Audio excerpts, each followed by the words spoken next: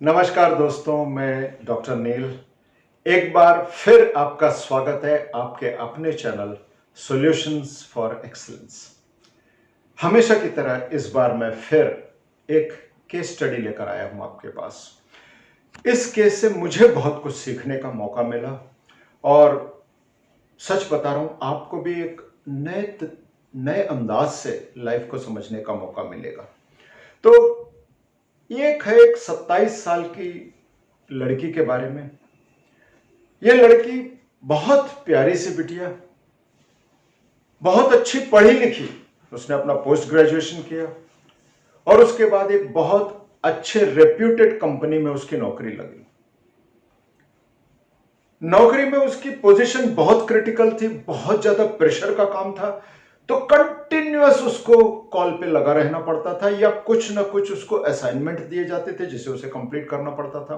कुल मिला के ऑफिस का वातावरण बहुत स्ट्रेस वाला था, डिमांडिंग था। अच्छी पोजीशन में भी थी, वो रिस्पॉन्सिबल पोजीशन में थी। ये लड़की जब मेरे पास आई, जब बैठी, तो मैंने उसे ध्यान से देखा और पूछा, बेटा how can I help you, कैसे मदद कर सकता हूं। और सच बता रहा हूं, हमेशा की तरह जो हमेशा होता है बहुत केसेस में, वो लड़की एक शून्य में चली गई, कुछ सोच में पड़ गई। और मुझे मालूम है जब व्यक्ति सोच में पड़ता है तो अपने बहुत सारे पास्ट को रिकवर करता है। 10 से 15 मिनट उस बिटिया ने लिए अपने आप को गैदर करने में। उसके बाद आंखों से पानी गिर रहा था और लड़की बोली कि सर, मेरी लाइफ की सच्चाई को समझाने में शायद पता नहीं कितने घंटे लग जाएंगे। मैंने कहा, मैं 100% अनडिवाइडेड अटेंशन के साथ सुन रहा हूं, आप बोलिए। और मेरी एक आदत है, बहुत ध्यान से सुनता हूं। कई बार 3-3, 4-4 घंटे एक शब्द नहीं बोलता, एक लाइफ को समझता हूं। इस बिटिया के साथ भी काफी वक्त लगा उसकी लाइफ को समझने में। यह बिटिया एक बहुत ही ट्रेडिशनल फैमिली से आती है, जहां पे बहुत सोच पुराने टाइप की है। चूंकि बहुत पढ़ गई, अच्छी कंपनी में नौकरी लग गई, सुबह निकल जाती थी अर्ली मॉर्निंग और देर रात को वापस आती थी। रात को जैसे ये लौटती थी, इनके मम्मी पापा की लाइफ के साथ इसे जूझना पड़ता था। मम्मी पापा पिछले करीब करीब समझ लीजिए 20 साल से बहुत खराब रिश्ते में, एक दूसरे के साथ रोज लड़ते। तो ये बिटिया जैसे ही काम खत्म करके आ जाए, घर पहुंचे, फ्रेश भी नहीं होती थी, पापा अपनी कहानी सुनाने लगते थे। दिन भर मम्मी के साथ क्या लड़ाई हुई, क्या झगड़ा हुआ, और अपनी तकलीफ को मम्मी को सुनाते थे। बिटिया सुनती थी, टूट जाती थी अंदर से। और इससे पहले कि बिटिया उस पापा की बातों से निकले बाहर, उनको सांत्वना देके मां पहुंच जाती थी और मां अपनी कहानी सुनाती थी अपने नजर से। पूरा ब्लेम पिताजी पर, और जो कुछ दिन भर हुआ उसको अलग ढंग से पेश करती थी। चिल्लाती थी, चीखती थी, कई बार मां रोती थी। रोज रात को 12:30-1 बजे तक बिना एक दिन के गैप के ये बिटिया पापा के व्यूज को, मम्मी के व्यूज को रोज सुनती थी। बहुत रोते हुए सोने जाती थी और सुबह उस कमजोर मनस्थिति के साथ, उस टूटे हुए दिल के साथ वापस काम पर जाती थी। इनफैक्ट सच बताऊं तो काम पर जाने से उसका काफी कुछ बच जाता था टूटना। वो काम पे लग जाती थी, लेकिन शाम होते होते उसे तकलीफ बढ़ने लगती थी, अब वापस मुझे उसी घर में जाना है। और यह चल रहा था तकरीबन 2 साल से। बिटिया ने अपनी लाइफ को शेयर किया, बहुत सारे प्रश्न मैंने पूछे, सबका जवाब दिया, बहुत बहुत अच्छी कम्युनिकेशन में। एक एक चीज को बहुत प्यार से उसने समझाया। सच बता रहा हूं, मेरी आंखों में पानी आ गए। इस छोटी सी उम्र में कितनी बड़ी तकलीफ से गुजर रही थी। मैंने कहा, बेटा क्यों इस तकलीफ से गुजर रही हो? बोले, सर मैं जितने रिश्तेदारों से मैंने बात किया है, जितने लोगों से मैंने, जो मेरे अपने परिवार से जुड़े हैं, उनसे बात की तो कहे ये तेरी रिस्पॉन्सिबिलिटी है, मम्मी पापा को सुनना ही पड़ेगा तुझे। और उसका कोई भाई भी नहीं था, घर में कोई और था नहीं, अकेली बिटिया। मैंने हाथ जोड़ कर रिक्वेस्ट किया, बेटा अपने मम्मी पापा को जरा लेकर आओ, उनसे बातें करनी है मुझे। बहुत मेहनत करके इस बिटिया ने मम्मी पापा दोनों को लेकर आई। सच बता रहा हूं, इतने जड़ बुद्धि के, इतने स्ट्रांग हार्डवेयर्ड लोग सोचना ही नहीं चाहते कुछ, बार बार एक ही चीज दोहराते रहे 1-1.5 घंटे तक कि ये बिटिया का धर्म है, हमने बच्चे को पैदा क्यों किया, बिटिया का धर्म है, हमारी बातों को सुनना पड़ेगा उसे, ये उसका कर्म है, नहीं तो वो नाराज हो जाएंगे, भगवान नाराज हो जाएंगे, खुदा नाराज हो जाएंगे।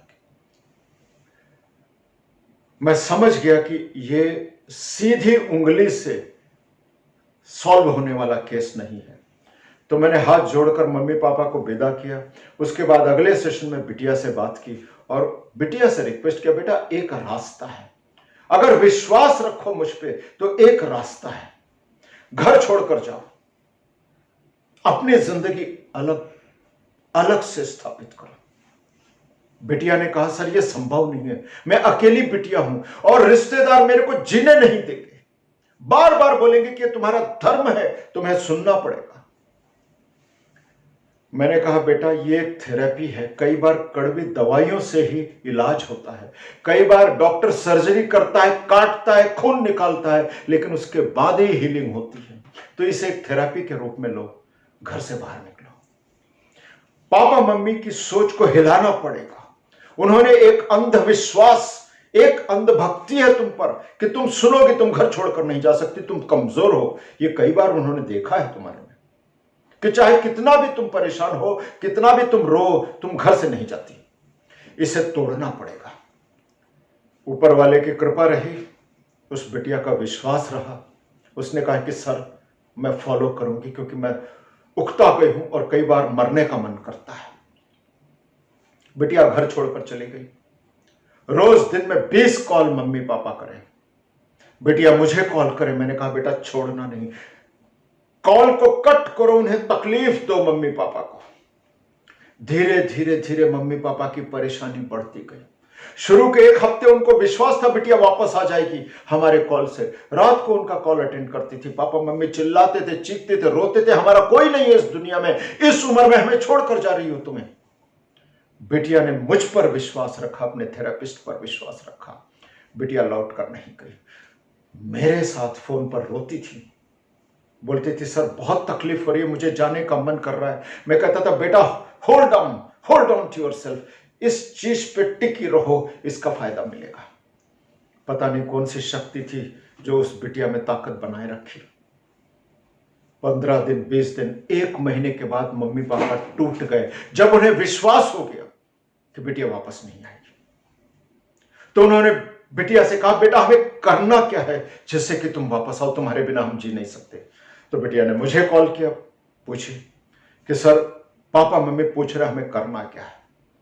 तो मैंने कहा, ये पहली जीत है तुम्हारी, मैं बहुत खुश हूं आज, ये टूल काम कर रहा है। तो मम्मी पापा से कहना, अगर आप परिवर्तन करने के लिए तैयार हो तो सर के पास जाओ और वो जो कहेंगे उसे फॉलो करो। बिटिया ने उनसे कहा, बोले नहीं हमें उनके पास नहीं जाना। बिटिया ने कहा, अगर आप उनके पास नहीं जाएंगे तो मैं आपके पास नहीं आऊंगी। इसमें हफ्ता भर और निकल गया। बिटिया की जीत हुई, मम्मी पापा आए।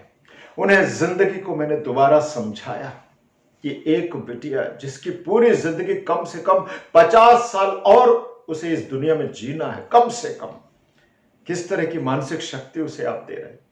कल आपकी बिटिया ने सुसाइड कर लिया, कुछ गलत काम कर लिया, या किसी के साथ भाग के चली गई स्ट्रेस में, टेंशन में, या किसी ने उसका फायदा उठा लिया, तो आप क्या सो पाएंगे? क्या यही सब देखना चाहते हैं आप इस उम्र में?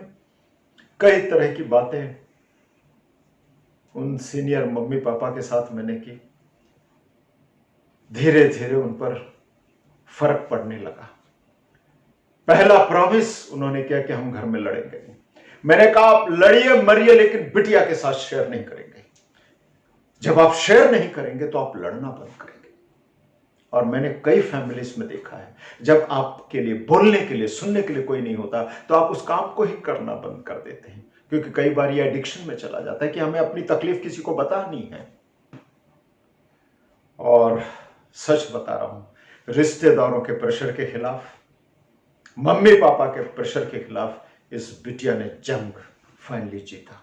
इस लड़ाई में वो विजयी हुई और आज आप लोगों को बताते हुए बहुत खुशी हो रही है कि इस कड़वी दवाई के माध्यम से, इस बहुत टफ मेथड के माध्यम से उस बिटिया की जिंदगी बन गई।